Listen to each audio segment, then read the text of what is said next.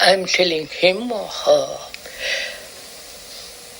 to observe is the most important thing in life. Not tell the observation how to observe, but to learn the art of observing without any distortion, without any motive, without any purpose, just to observe. In that there is tremendous beauty, because then there is no distortion. You see things clearly as they are. But if you make an abstraction of it into an idea, and then through that idea observe, then it's a distortion. Right? So, we are merely, freely, without any distorting factor entering into our observation, observing consciousness. So consciousness begins to reveal its own totality. There is nothing hidden.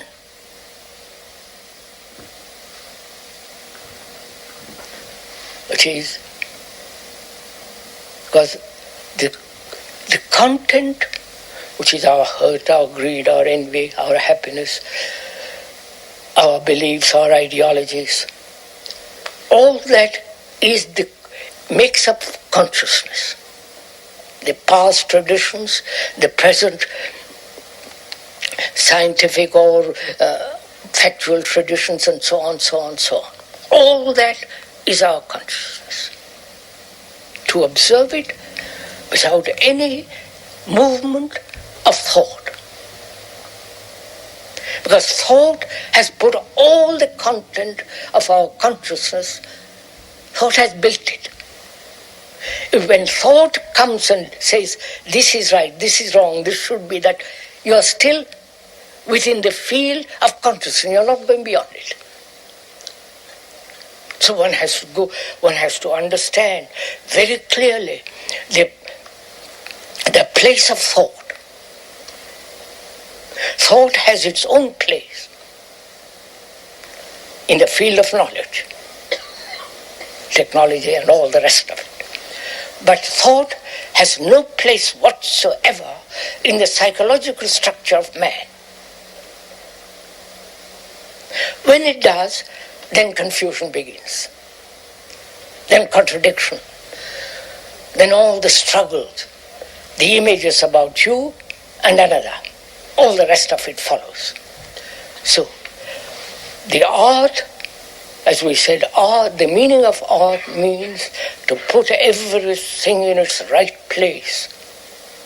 Not the painter, not the sculptor or the poet, but in our daily life, to put everything in its right place. That's art. So,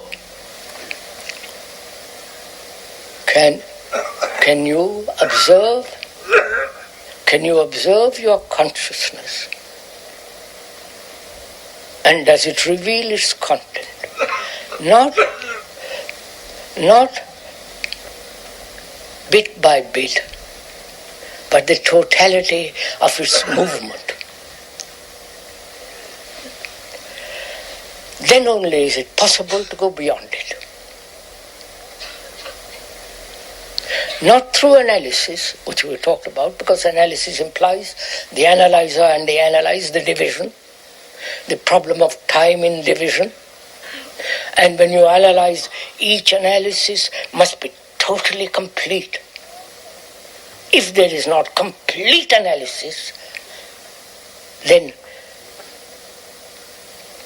the imperfection of that analysis is carried over to the next analysis. So imperfection grows more and more and more. You understand? Like practicing on the piano and practicing the wrong note all the time. Right? So that is our inquiry. And in inquiry, can you observe without any movement of the eye? Because the eye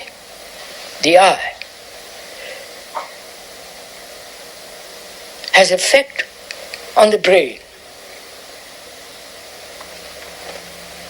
You can observe it for yourself. When you keep your eyeballs completely still,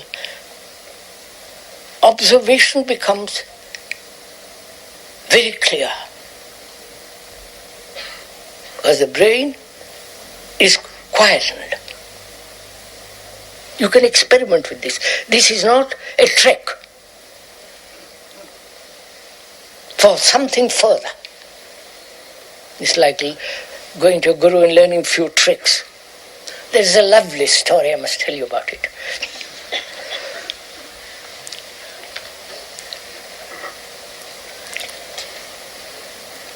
A young man goes to a guru, a teacher, and says, please tell me what truth is. I've searched everywhere, nobody seems to be able to tell me, and I've come to you. Please tell me what truth is. And the guru says, stay with me. Be with me. And so the pupil, disciple, stays with him for about 15 years, watching him, all the rest of it. At the end of 15 years, he says, good Lord, I have learned nothing. And so goes to the guru and says, I'm so sorry, you have taught me nothing. I haven't found truth. I'm going to leave you and go to that guru, the other one. And so after 5 years, he comes back, he says, at last I've learned. And the guru says, what have you learned? You see that river? I can walk across it. Without a boat, without anything, I can walk, tread on the water. And the guru says, you can do that for tuppence if you take that little boat. Right?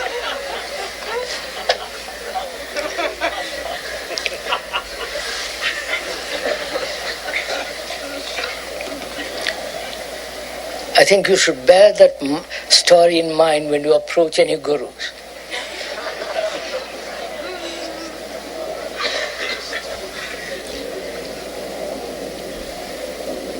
So, can you observe without any movement of thought, interfering with your observation? It is only possible when the observer realizes that which he is observing are one. The observer is the observed. Anger is not different from me. I am angry. I am jealousy. So there is no division between the observer and the observed. That is the basic reality one must capture.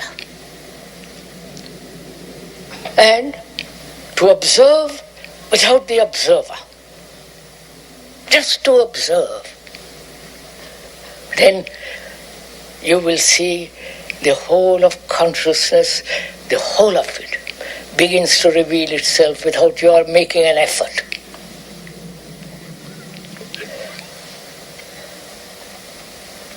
Which means in that total observation, there is the emptying of going beyond all the things that thought has put together, which is our consciousness.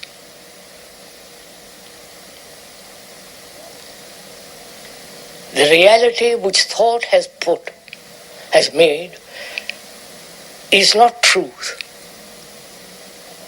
It's the reality of thought.